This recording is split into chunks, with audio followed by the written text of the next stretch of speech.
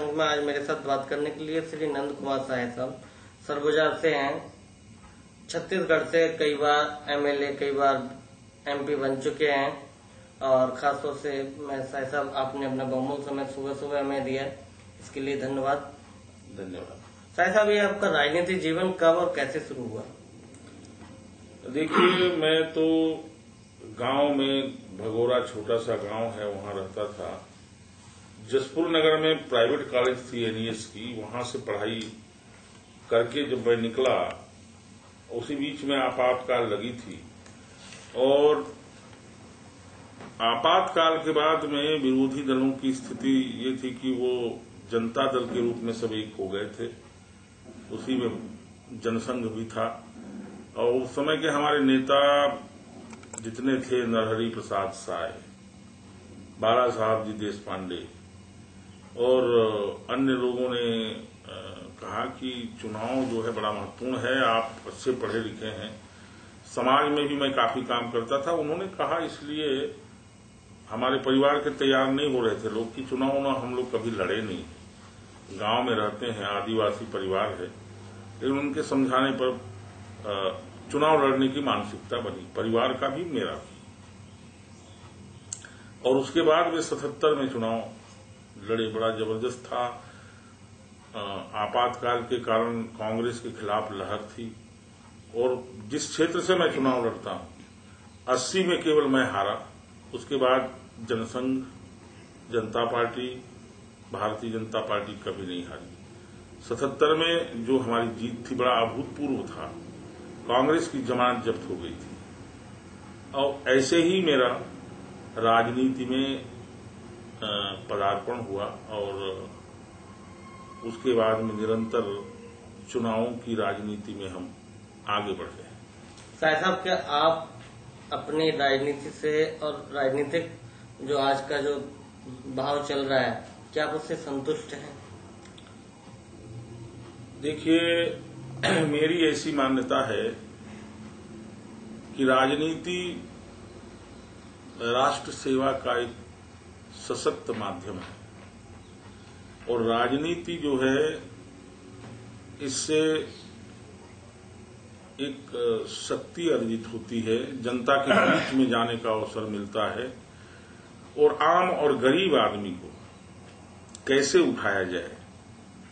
जिस क्षेत्र में हम चुनाव लड़ते हैं उस क्षेत्र के आम आदमी को जो संभव है, जो सहायता है, वो मिलनी चाहिए, उसके लिए पूरी कोशिश होनी चाहिए और वो सारा विचार करके काम होना चाहिए।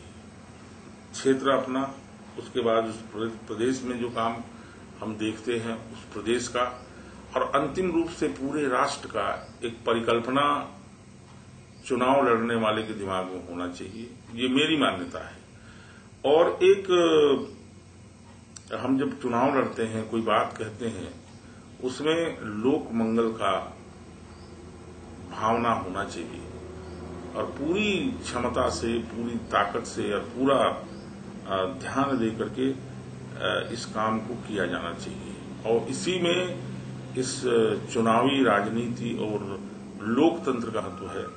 मैं अपने इस चुनावी कार्य को इसी भाव को सामने रख करके करता हूं और दुर्भाग्य से इस समय जिस तरह से राजनीति की स्थितियां हैं, जिस प्रकार का परिस्थिति चल रहा है, उसमें काफी परिवर्तन आया है और इन्हीं बातों को लेकर के हम अनेक फ्रंट पर लड़ रहे हैं। सरकार जब आती है तो संगठन पीछे रह जाता है। लेकिन जहां आप लड़ाई कर रहे हैं साहब, वहीं अगर हम छत्तीसगढ़ पे नजर डालते हैं, मुख्य गांव पर नजर डालते हैं, आज भी आदिवासी उतना ही पिछड़ा हुआ है जितना कल था। आपको क्या लगता है कि राजनीति की जो भेंट चाल चल रही है, वहां पर आदिवासियों के नाम पर एक मोटी रकम जाती है जो उन तक नहीं पहुंच पाती है? आज भी उनके पास दो जूट का खाने के लिए कपड़ा नहीं है, उनको तन ढकने के लिए कपड़े नहीं है। ऐसे में नंद कुमार साहब कितने अपने आप से सतर्क हैं? देखिए, वहां प्रशासन की जो स्थिति है, छत्तीसगढ़ में पहली बार भारतीय जनता पार्टी की सरकार बनी, नया राज्य है।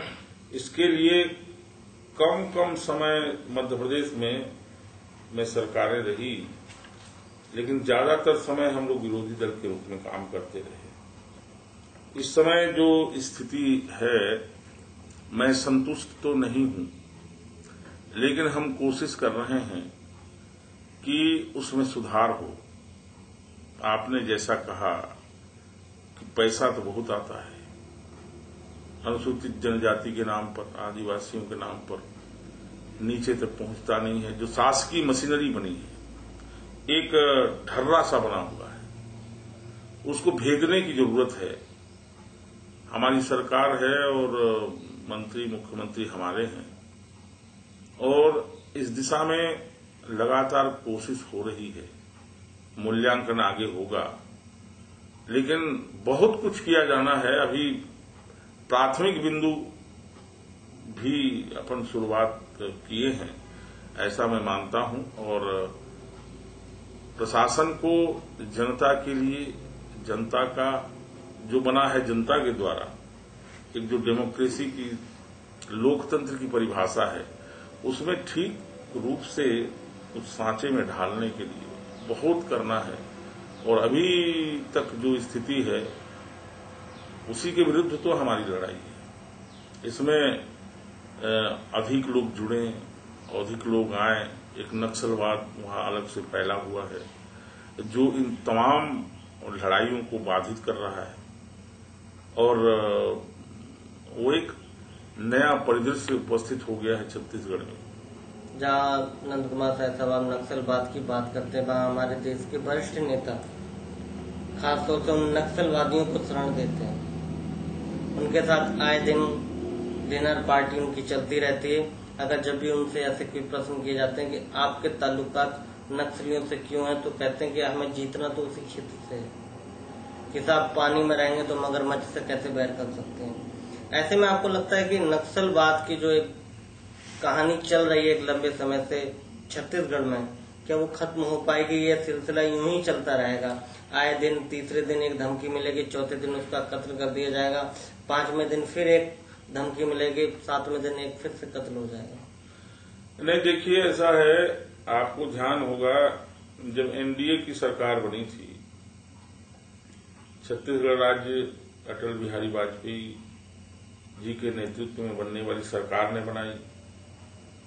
आडवाणी जी जिसमें उप प्रधानमंत्री बने, उस समय आतंकवाद हो या नक्सलवाद, उस पर काफी अंकुश लगी थी। ये कांग्रेस की गवर्नमेंट आने के बाद, जिसमें कम्युनिस्ट शामिल हैं और जो इस तरह की प्रवृत्तियों में विश्वास करते हैं, और इसमें सबसे बड़ी खामी इसको बढ़ावा देने में कांग्रेस का है। आंध्र प्रदेश में जो हमारे बस्तर से लगा हुआ क्षेत्र है, लगभग अंतिम सांस ले रहा था। वहां के पुलिस, वहां का प्रशासन, वहां का फोर्स, ये सारा लड़ाई लड़ रहा था। और ऐन मौके पर राजशेखर रेड्डी जो मुख्यमंत्री बने हैं, और कांग्रेस पार्टी, इन्होंने मिलकर के वहां कहा कि हम नक्सलियों के साथ समझौता करेंगे। उन्होंने समझौता किया, पुलिस वाले बड़े निराश हुए। वहां स्थिति भले शांत होगी, लेकिन अलग अलग जगहों में वहां भी माने पुनः नक्सलियों के झगड़े, उनके झंझट, उनकी वारदातें सुनाई पड़ने लगी, और इस कारण से ये लड़ाई में बाधा पड़ी।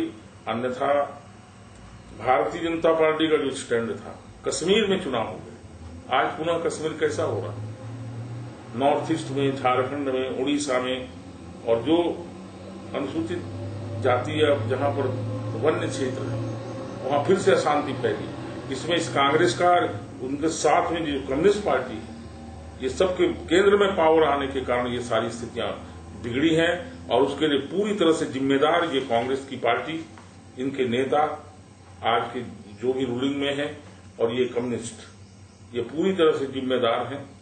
और पूरे देश में फिर से एक बार अशांति फैल गई है, और छत्तीसगढ़ में काफी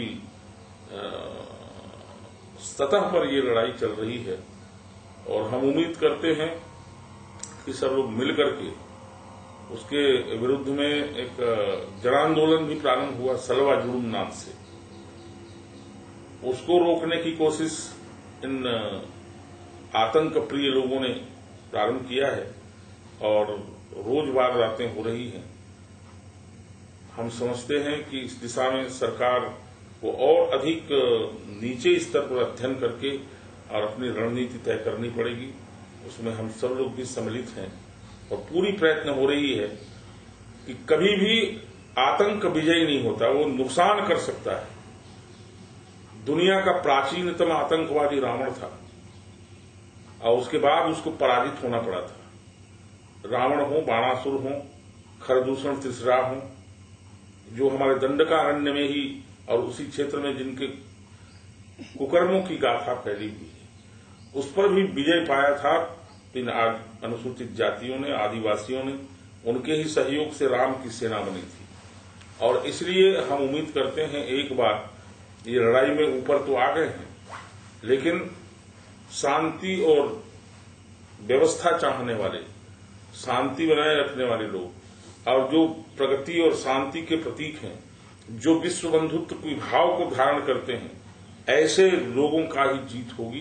थोड़ी देर के लिए सब चलेगा और हम उम्मीद करते हैं उस माने अप्रतिम समय की, जब ये आतंक पूरी तरह से समाप्त होगा और नए सिरे से विकास और प्रगति के सोपान प्रारंभ होंगे।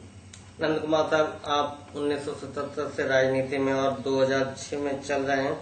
अब तक के आपके राजनीतिक जीवन का अगर एक आकलन मांगा जाए तो ऐसी कौन कौन सी चीजें उभर कर उंगलियों पे आ जाती हैं जो इतिहास के स्वर्ण पन्नों पर अंकित की जा सकती हैं? देखिए, मैं प्रारंभ से ही मैं छात्र जीवन से ही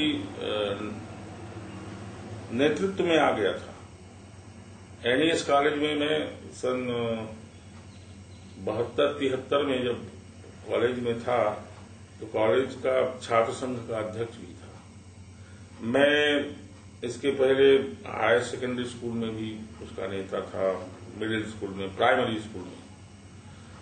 इसलिए लीडरशिप की प्रवृत्ति तो प्रारंभ से थी। 80 में जब चुनाव हारा मैं, या इसके पहले भी मैंने एक सामाजिक काम प्रारंभ किया था। आदिवासियों में सबसे बुरी लत है शराब पीने की। कई सरकारों ने उसे छूट दे रखी है, उसके कारण वो और गंभीर हो गया है। मैंने कॉलेज से निकलने के तत्काल बाद ही आदिवासियों को ये अभी भी करता हूं, शराब छोड़ दीजिए, इससे परिवार, इससे देश और पूरा समाज बिगड़ रहा है। कई जगह इसमें लड़ाई झंझट चले पुलिस वालों से, कई केसेस बने। एक जगह लोगों ने काफी बड़ी संख्या में इकट्ठा हो करके मैंने कहा था कि भैया मैं हाथ जोड़ता हूं, इस समाज को, इस परिवार को बख्श दो और इसको दूर करो अपने आप से।